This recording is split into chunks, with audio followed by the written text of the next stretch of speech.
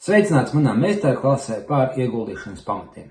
Pirms mēs sākam, es uztaisīšu nelielu atrunu par to, ko es šeit rādīšu un ko es šeit nerādīšu. Šī meistarklase būs domāta iesācējiem un tiem, kas grib saprast, kā pareizi un droši sākt ieguldīt. Tāpēc, ja tu esi ieguldījums sfēras profesionāls, kāds ieguldījuma fonda menedžers, veiksmīgs finanšu tirgus analītiķis, vai arī vienkārši veiksmīgs traders vai investors, visdrīzākais, ka šī meistarklase tev būs pārāk vienkārša. Lai gan, ja tu gribi atcerēties ieguldīšanas pašu pamats, to arī to var noskatīties. Tāpēc šeit nebūs sarežģītas trading stratēģijas vai kaut kādi akciju ieguldīšanas veidi, kas meklēs nenovērtētas akcijas un tam līdzīgas lietas. Šeit būs vienkārši vārdi, vienkārši termini un viss, kas nepieciešams tiem, kas vēlās uzsākt ieguldīt. Tāpēc ar to visu turpinām un sākam manu webināru. Sāksim ar to ar īsu iepazīstināšanu ar maniem.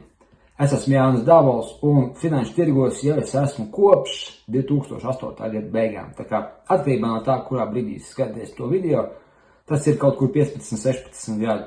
Un ko es par šo visu varu teikt? Ka man ir bijusi tā pieredze nevis stāstīt par finanšu tirgiem, bet būt finanšu tirgus dalībniekam ļoti daudzos tirgos, ļoti daudzos ciklos.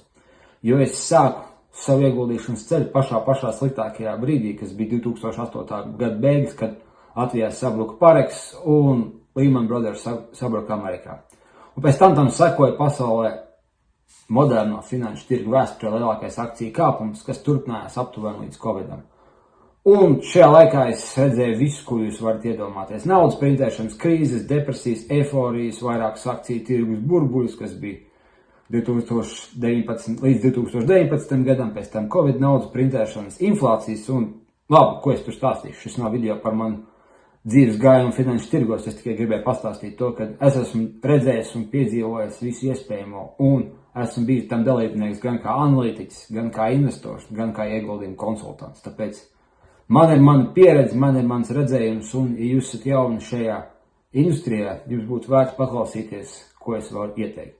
Tāpēc beigsim ar to un es tikai pateikšu, ka šajā laikā es esmu palīdzējis neskaitāmiem investoriem gan Latvijā, gan ārzemēs pārvaldīt viņu ieguldījumu portfeļus un palīdzēt, kā uzsākt ieguldīt. Tāpēc man ir zināms, kā palīdzēt cilvēkiem, kas ir sākuši kaut ar 100 eiro mēnesī, gan ar tiem, kuriem ir likvīdos aktīvos ir vairāk miljoni.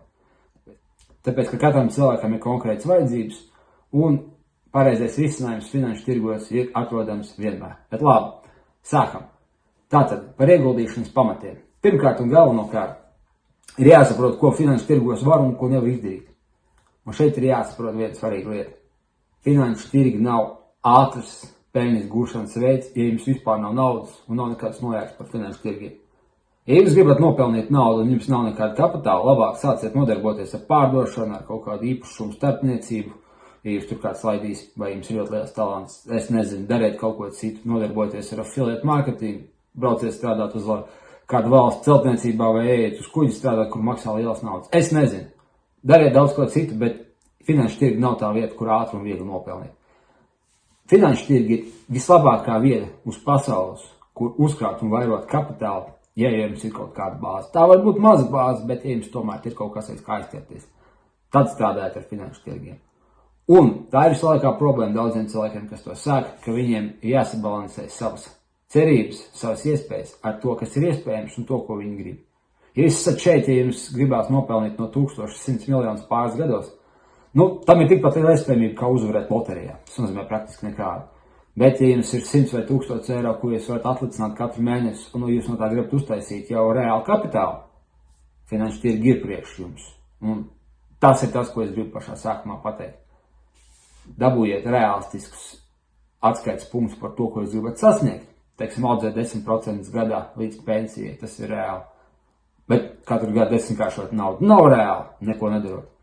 Un tad, ja jūsu mērķi būs daudz iespējamāk, un tad jūs kaut ko daudz vairāk izdarīsiet. Tā kā tā ir viena lieta, kas jums jāsaprot. Lai jums ir realistiski mērķi, realistiskas cerības, un tad, ja jums būs realistiskas iespējas to sasniegt. Bet labi, ejam tālāk. Ja jums ir realistiski saprotams, kas jums īsti ir, kāda resursa, kāds laiks un kādas iespējas, tad jau jūs varat atrast labākos finanšu tirgus un iespējas, kā to izdarīt. Jo būtībā, ko var izdarīt finanšu tirgos iesācējs? Iesācējs var izdarīt 3 lietas. Viņš var ieguldīt naudu visādu veidu depozītos un krājkontos, kas pēc savu dizainu būtībā atļaus mums nopelnīt tik daudz, cik ir inflācija. Vēsturiski viņiem ir ienesīgums no aptuveni pāris procentu gadā, jo tāda ir vēsturiskā inflācija un nekas vairāk. Tas ir vienkāršākais veids, ko var darīt pilnīgs muļķis, kas neko nezina, un dažreiz likvidē naudai tā ir laba funkcija, bet tas ir tikai viens no variantiem, un tas nebūtu nav pats ienesīgākais. Nākošais variants ir parādu vērtspapīri, ir lielākoties tāds obligācijas. Būtībā tas ir vienkārši aizdevums kādam uzņēmumam vai valdībai, ka tās ir parādu obligācijas, ar kurām jūs iedodat naudu uz noteiktu laika likmi. Ko tas praktiski nozīmē? Tas nozīmē to, ka jums ir fiksēts ienākums apmēram 6% gadā, pieņemot to, ka nav nekādas hiperinflācijas vai milzīgas naudas printēšanas, kad ir attiecīgi augstāk vai zemāk ienesīgumi tādos izņēmumu laikos. Bet, tā normāli ieguldot korporatīvās obligācijās vai valsts obligācijās, jūs varat nopelnīt aptuveni 6% gadā, bet jums jārēķinās to, ka, ja jūs viņus pirksiet, tā nauda būs iesaldēta uz kādu laiku. Tas ir ieguldījums aizdevumos. Tā ir otrā lielākā aktīva klase. Un trešā lielākā aktīva klase, kur ieguldīt, ir ieguldīt akcijās. Un akcijām lielākā priekšrocība ir tā, ka tas vēsturiskais ienesīgums ieguldot pareizi ir lielāks, jo akcijas pelna aptuveni 10% gadā.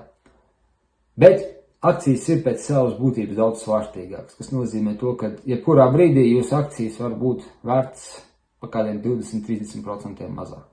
Un tas ir pilnīgi normāli pat vislabākajām akcijām, vislabākajiem ieguldījumiem. Un daudziem cilvēkiem varbūt tas ir pārāk riskanti, vai daudz vienkārši domā, ka tas neatieksies uz viņiem, jo viņiem liksies, ka akcijas kāpja. Tas bija kaut kas pie tām nereālistiskajām cerībām, ko es stāstīju par ieguldīšanu. Bet, būtībā ir 3 lietas, ko jūs varat darīt. Jūs varat ieguldīt naudu depozītā un saņemt tik, cik ir inflācija, aizdot kādam naudu, vai tas ir uzņēmums, vai tā ir valdība, ar obligācijām un pelnīt varbūt kādus 6% gadā. Un, ja jūs gribat pelnīt ilgtermiņā visvairāk, jums jāiegulda akcijās. Bet, šeit atkal, protams, ir tas nākošais jautājums, kuros obligācijās ieguldīt un kā atlasīt pareizās akcijas. Un redziet, te sākās problēma. Ja jūs tiešām to gribat darīt veiksmīgi un pareizi, tad gan tas jums prasīs gan laiku, gan resursus, jo laba ieguldīšana ir profesionāla nodarbošanās, kur cilvēki strādā tikpat nopietni kā labākie ārsti, labākie IT speciālisti, labākie inženieri vai labākie juristi. Un viņiem bieži vien tas nesanāk nemaz tik veiksmīgi, kā viņiem to gribētos. Finanšu pasaulē pietiek piemēri ar to, Finanšu pasaulē pietiek slaveni piemēri ar milzīgiem bankrotiem un milzīgām krīzēm. Tā kā par to nav šis video, bet es tikai vēršu uzmanību uz to, ka ieguldīt ir daudz grūtāk nekā izstāst. Tāpēc, kāds ir risinājums? Kāds ir risinājums tiem, kas no tā īsti neko nezina, bet grib ieguldīt, jo turēt naudu kontā nedarot neko, ir diezgan muļķīgi. Vislabākais risinājums ir izveidot ieguldījumu plānu, kas iegūtu labos ieguldījumu fondos. Jo redziet, kur tā starpība, ja jūs ieguldat ieguldījumu fondos, kāds jau būs ieguldījis konkrētajās akcijās vai obligācijās jūsu vietā. Respektīvi, ja jums ir ideja ieguldīt lielākajos pasaules uzņēmumos, jo lielākie pasaules uzņēmumi vēsturiski pelna diezgan labas ienesīgumus, tad labāk jums ir nopirkt fondu, kas jau seko šiem lielākajiem uzņēmumiem pasaulē, nekā mēģināt izdarīt to pašam. Jo ir gandrīz droša varbūtība, ka jūs nenopelnīsiet vairāk nekā tie fondi, kas to dara, jo tie cilvēki, kas ar to nodarbojās, ir mans iepriekš minētie profesionāļi. Tāpēc, ja jūs gribat ilgtermiņā labi pelnīt ar akcijām, jums nevajag pirkt akcijas pašiem, bet jums jāzina, kādās stratēģijās jūs gribat ieguldīt un kādus fondus nopirkt. Tas ir labākais veids, kā ieguldīt. Atlikt konkrētu naudu katru mēnesi un uzpirkt labākos fondus. Un tad tagad, protams, nākošais jautājums. Kā to izdarīt? Protams, atbildēt tikpat vienkārši.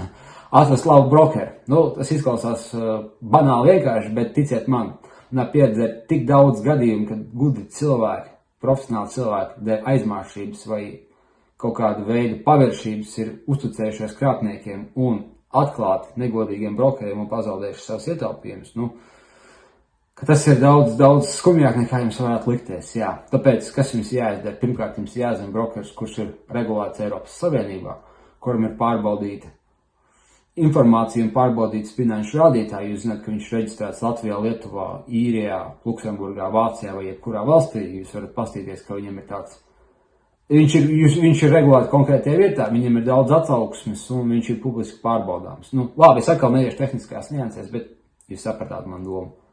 Neieguldēt muļķīgā brokerī. Un, protams, ja jūs ieguldēt savu labu brokeri, jums jāsaprot to, ka jums jābūt zemām izmaksām, jo gan nodokļiem, gan inflācijai, gan brokeru komisijām būs milzīgi nozīme jūsu ilgtermiņa ienesīgumā. Bet labi, tas tā. Tehniski nianses, bet ko es jums galvenais gribēju pateikt. Jūs varat ieguldīt 3 aktīvu klasēs, depozīti, obligācijas un akcijas. Un, ja jūs gribat ilgtermiņā vislabāk nopelnīt, vislabāk ir ieguldīt akciju fondos, kas jau seko labām stratēģijām, tādas kā stabilas akcijas, kas izmaksā dividendus, vai lielāko uzņēmumu akcijas, kas kotējās S&P 500 indeksā. Ja jūs viņus nopirksiet, jūs zināsiet to, ka ilgtermiņā jūs pelnīsiet aptuveni savus 10% gadā pirms izmaksām. Un, ja jūs to izdarīsiet ar labu brokeru, jums vienmēr būs pieejama nauda, jūs zināsiet, kā pareizi atvērt darījumus, kā viņus aizvērt un kā kontrolēt šo visu procesu. Un īstenībā šāda veida banāli vienkāršā stratēģija jums nopelnīs nesalīdzinām labāk nekā tad, ja jūs mēģināsiet to darīt pats, vai arī mēģināsiet ieguldīt caur tā sauktiem mutual fondiem, jeb kopējiem ieguldījumu fondiem. Īstenībā daudziem profesionāļiem, kas šos fondus pārvalda, nesilgās labāk nekā tiem, kas uzpērk lielās akcijas un neko nedara. Pastieties ienesīgi un, teiksim, kāds ir Baltijas valstu vai Ziemeļu Eiropas valstu akcijām un tiem, kas viņus pārvalda pret kopējo lielāko kompāniju indeksu. Jūs redzēsiet, ka lielākās kompānijas pelna daudz labāk, un tāpēc jums jāiegulda vietās, kas pelna daudz labāk. Tā kā tā, šis ir vienkāršais pamats, ko es varu izstāstīt 10 minūtēs. Un man jautājums ir sekojošs. Vai jums interesētu ieguldījumu plāns, kas atbilst jūsu vēlmēm, jūsu vajadzībām, un jūs varētu pats ieguldīt labākajās akcijās, labākajos akciju indeksos, labākajās dividendžu akcijās un labākajās obligācijās, un izveidot jau peļņu nesošu portfeli, kurš ilgtermiņā stabili audzēs jūsu kapitālu līdz aptuveni 10% gadā. Ja jā, tad man jums ir piedāvājums, jo es jums piedāvāju izstrādāt jūsu individuālo ieguldījumu plānu, kurā es ņemšu vērā jūsu vecumu, jūsu finanšu līdzekļus, jūsu iespējas, jūsu laiku un to, ko jūs īstenībā gribat sasniegt, atbalstoties uz to, izveidot jūsu vietā jums gatavu investīciju portfeli.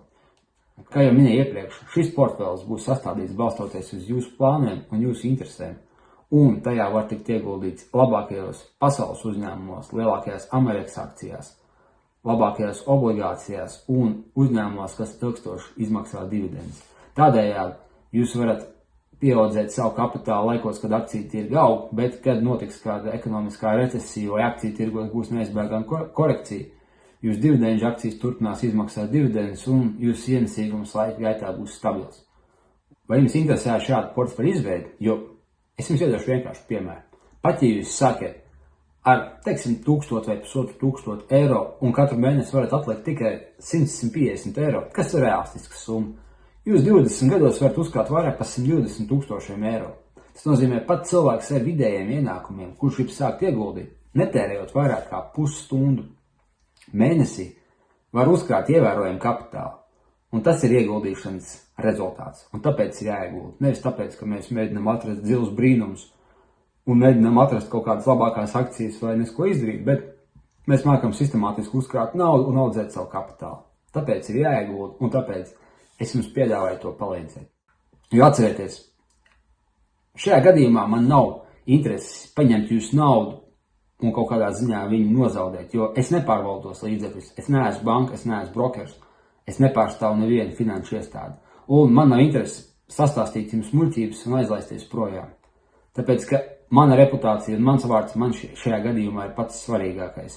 Un man interesi ir ilgtermiņa sadarbība ar jums un ilgtermiņa attiecību veidošanās, jo tikai sniedzot jums kvalitatīvu servisu, kas ilgtermiņā jums sniegs rezultātu, es uzlabošu savu reputāciju un sniegšu kvalitatīvākus pakalpojumus. Tāpēc es uzskatu, šāda veida ieguldījumu plānu izstrāde ir godīgākais veids, kā strādāt ar cilvēkiem un palīdzēt cilvēkiem sākt ieguldīt, jo galu galā tā ir jūsu nauda, tas ir jūsu laiks un tie ir jūsu resursi, un jums vienmēr būs 100% kontroli par to. Es jums varu sniegt labākās konsultācijas pēc savas pārliecības, bet es nekontrolēju jūsu finanses. To darīsiet tikai jūs, un kontrola būs tikai jūsējā. Tāpēc, ja jums ir interesi pēc šāda, manuprāt, ļoti atklāta un godīga piedāvājuma, droši piesakieties un tiekamies jau vēlāk.